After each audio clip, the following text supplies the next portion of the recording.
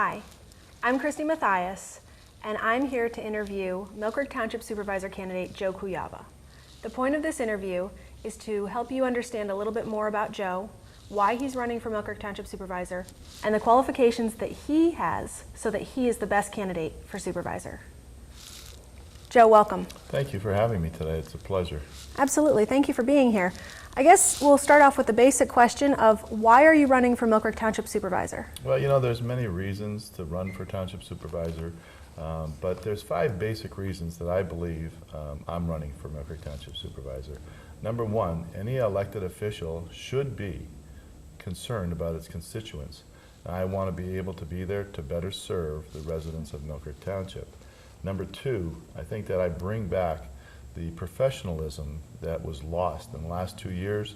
You've seen a lot of the quarreling and fighting and arguing and people wanting to sue senior citizens over things like the senior center, stuff like that. I want to bring back professionalism to that office. Number 3, to be a sound voice for fiscal responsibility. I think that's very important today, to know that you're always going back to the taxpayers and asking them for money when we need to be able to know that we have a budget, we have to stick within that budget, and to be able to watch every penny that they entrust to us. Number 4 is I enjoy listening to people when they have concerns and problems and things that are going on in the community. I've always had an open door policy, and I will continue to have an open door policy. My phone number's always been in the book, and people have called 1, 2 o'clock in the morning with complaints or concerns. And I'm the type of guy that will work with them to try and come to a solution. And number 5, I think that people know me and they know that I'm always looking for new ways to bring new revenue into the township. Working with other people and doing different things, looking for grants and stuff like that. We have to be looking at stuff like that so that we're not always going back to the same people, the same taxpayers, the same residents and saying, hey, we need more money. We really can't do that. That's why I'm running for Millcreek Township Supervisor. Well, those are some great reasons. But I'm sure that you've heard, as well as the Millcreek residents have heard, that in the news lately, they've been talking about Millcreek transferring to a different type of supervisor structure, the part-time supervisor structure. How would that affect how you serve the Millcreek Township residents? Well, you know, I have my own business. So when I decided to run for Millcreek Township, I ran because I'm committed to the taxpayers and the residents of Millcreek Township. Whether it's full-time or part-time, it won't matter to me because I can readjust my schedule. But I think that you really need to know when you start running for a position that you are committed, and if they do become part-time supervisors, that's fine. I'll still serve the residents of Millcreek Township just like I will if it's full-time. Great. Well, that leads me to my next question of what qualifies you as the best candidate for Millcreek Township Supervisor? Well, I think that's a twofold question. Number 1, I think with my qualifications, I'll give those to you. But then also, how do you use those qualifications to better serve the residents of Millcreek Township? Let me just go over a couple things with you. Number 1, I am a CDL trainer.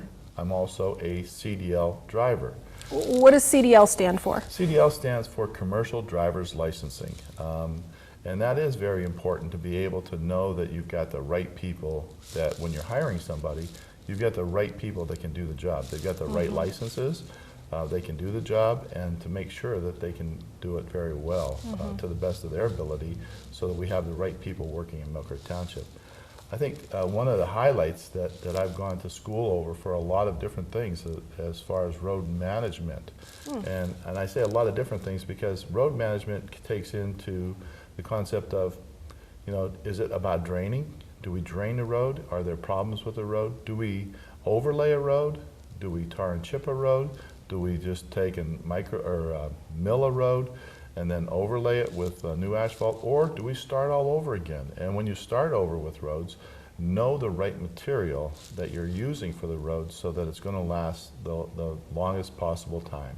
So there's different ways that you can fix a road, and how do you tell what way to use then? Well, I think that one of the things that we've been doing, or we should be doing even more of, is when a road's got a lot of cracks in it and stuff, the big thing is you want to make sure that in the wintertime that water, and even when it's raining, when it's freezing, the water's not getting into the road, it's not blowing it up. So when you're looking at roads to repair them, A lot of times, if you just take and look at them and, yourself, you're the one making the decisions, you look at that road, and if it's got a lot of cracks in it, you might say, hey, let's just slurry seal it. It's just a coating of asphalt that will fill in those cracks so that you can get more life out of that road, because it's very expensive putting roads down.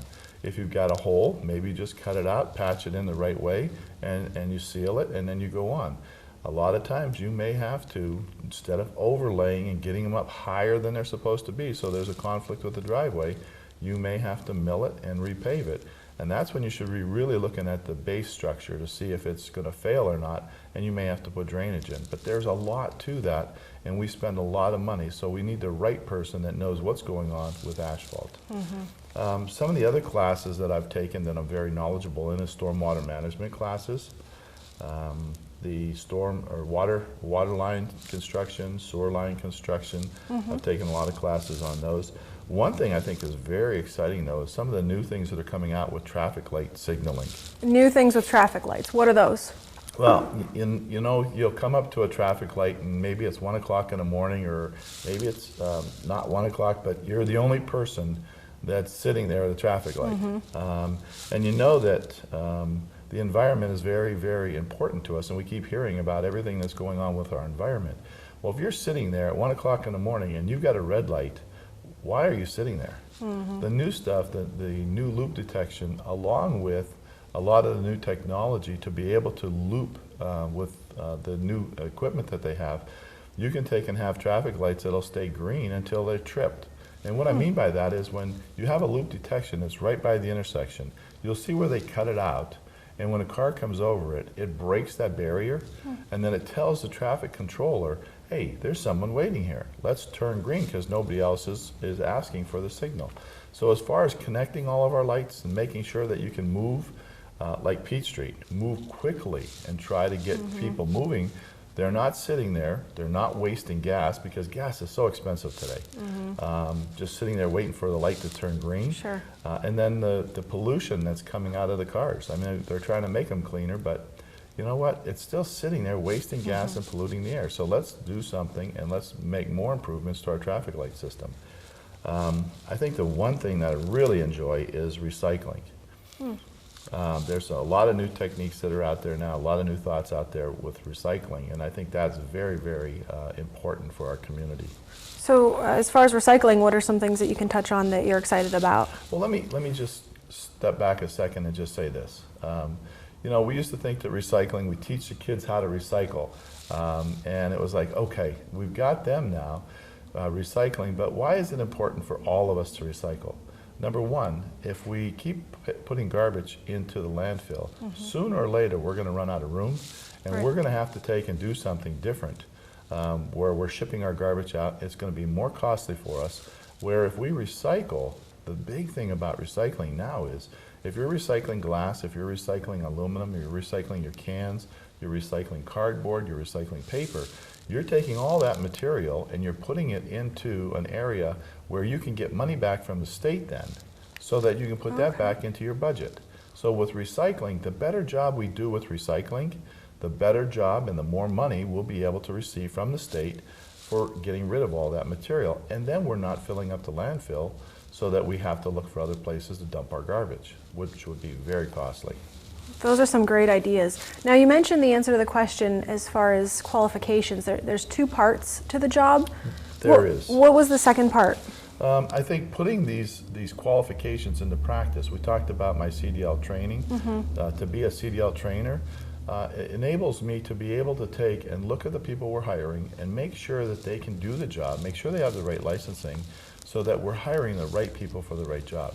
Number two, I am a CDL driver, commercial driver's license driver, and with that, in the wintertime, and many times, we've had snowstorms, and I think people know what Erie's really like. Yeah. You need another couple people to help out.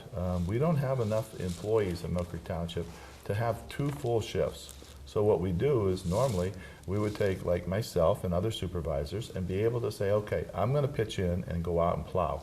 And I've done that many, many times, and I want to continue to do that for the residents of Millcreek Township. As far as doing things like that, I think that working and working with people as a liaison, That position is, the liaison position is working with federal government. I know that I went after a grant, $495,000 we received at Millcreek Township. Wow. That was for our solar panels. And you say, well, geez, you know, that's great. It didn't cost the taxpayers of Millcreek Township anything. It was a federal grant that we received. And the energy that we're using in the township building is money being saved. But don't solar panels only work when it's sunny out? I mean, Erie's not famous for being the most sunny area. No, that's a fallacy. If there's nothing covering them, like snow, if it's snow covered, they're not going to work. But as long as they're clear, even with the daylight, they're still making electricity. So with that, we're saving money by running our buildings with that. And then we're also doing things like the gas wells and stuff that we have at Millcreek Township. When I was there, we opened up the gas wells again. We started using them again. It was a lot of things that we had to do, but we needed to start saving money. And those are some of the ways that we need to start saving money. I think one of the big things that I really want to touch on is how I was able to work with Fairview Township, Summit Township, Green Township, Lawrence Park, a lot of Union City and Corey.